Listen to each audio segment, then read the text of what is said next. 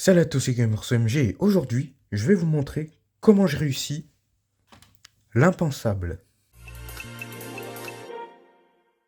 Je pense que vous l'avez remarqué, il s'agit bel et bien de macOS en train de tourner sur un PC. Le EliteBook 840G2 que j'avais, et d'ailleurs que j'ai encore même. Et là vous allez vous demander, mais comment c'est possible d'installer macOS sur un PC? Bah, je vais tout vous raconter. À la base, je voulais faire une vidéo tuto, mais il y a eu tellement de problèmes, c'était tellement compliqué à faire que au final, ça vaut pas trop la peine. Mais je peux quand même vous raconter comment j'ai fait. Spoiler, j'ai souffert. Avant de commencer quoi que ce soit, il faut d'abord savoir comment un Mac arrive à faire démarrer macOS. Dès que vous appuyez sur le bouton d'allumage, ça va démarrer le BIOS comme sur un ordinateur normal. Une fois que c'est fait, le BIOS il va essayer de trouver le bootloader d'un système d'exploitation. Alors le bootloader, c'est la face entre le BIOS et le système d'exploitation. Il permet d'indiquer au BIOS que le système d'exploitation se situe à un tel endroit et il permet aussi de démarrer le système d'exploitation en question. Vous l'aurez compris, sans le bootloader, on peut rien faire. Et c'est d'autant plus le cas sur macOS parce que sur macOS, pour trouver les drivers, il va directement dans le bootloader, contrairement à Windows où tu installes une application. Et comme si c'était pas fini, chaque Mac ont leur propre bootloader, contrairement à Windows où tu as le même bootloader sur tous les PC. Et il est là le véritable défi. Il faut trouver un moyen de répliquer le bootloader d'un Mac sur du matériel qui n'est pas Apple. Comme dit précédemment, chaque Mac ont leur propre bootloader. Bah là, va falloir faire un bootloader pour votre PC qui démarre macOS. Et j'ai oublié de préciser, vous faites tout à la main. Quand je dis vous faites tout à la main, c'est un peu exagéré quand même. Il existe bel et bien des outils qui permettent de vous faire votre propre bootloader. Il y en a un, ça s'appelle Clover et ça s'utilisait beaucoup il y a une certaine époque. Et il y en a un deuxième qui s'appelle OpenCore. Moi en tout cas j'ai utilisé OpenCore parce que c'est celui qui marche le mieux et c'est aussi celui qui est le mieux documenté. Par contre préparez-vous à avoir beaucoup de fenêtres ouvertes. Parce que dans le cas d'OpenCore, il faut suivre un guide, le guide d'Ortania, et ce fameux guide vous demande d'installer plein d'applications tierces. En gros, même si vous faites votre bootloader sur une copie fraîche de Windows, le bureau lui sera vite encombré. Alors comme vous l'aurez remarqué, moi en tout cas j'ai macOS Sonoma, parce que c'est la version qui marche le mieux et c'est l'une des plus récentes versions de macOS. Par contre, sachez que ça n'a pas été facile à installer. Oula, j'ai tapé le mauvais code. Voilà.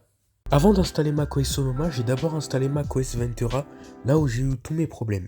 D'abord les graphismes. Le GPU intégré à mon processeur n'était pas détecté par macOS, donc du coup j'avais pas de graphisme. Problème que j'ai facilement corrigé avec OpenCore Legacy Patcher, un logiciel qui permet de patcher les bugs sur ce genre de configuration. A noter qu'on peut aussi s'en servir pour installer des versions plus récentes de macOS sur des Mac non supportés. J'ai eu un deuxième problème et il s'agissait des ports USB qui n'étaient pas détectés par macOS également. Ouais bon là c'était juste une option à désactiver dans le BIOS, là rien de grave. Par contre troisième problème, et là il était un peu plus grave, il n'y avait pas de son sur macOS. La première fois où j'avais installé macOS, il n'y avait aucun haut-parleur qui était détecté. Mais après avoir réinstallé macOS, là le son était détecté. Sauf qu'il y a toujours un problème. Quand je dis que le son il est détecté, c'est le logiciel Hackintool qui détecte le son. Gardez ça en tête. En gros, ce logiciel il permet de faire un peu le tour de ton système. Et dans ce cas-là, même si Hackintool détectait le son, macOS lui ne le détectait pas.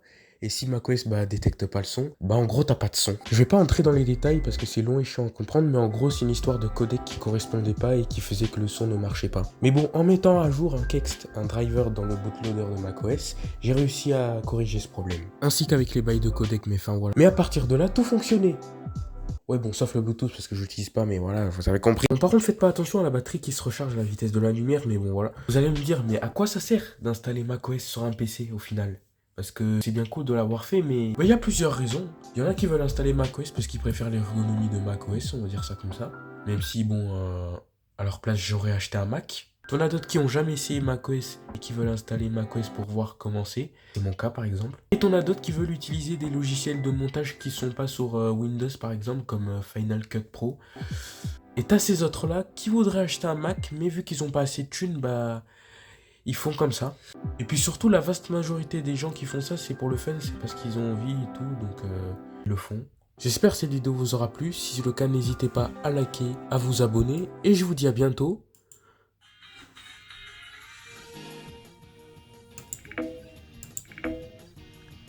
Le mec qui a choisi ce nom quand même, il avait des problèmes.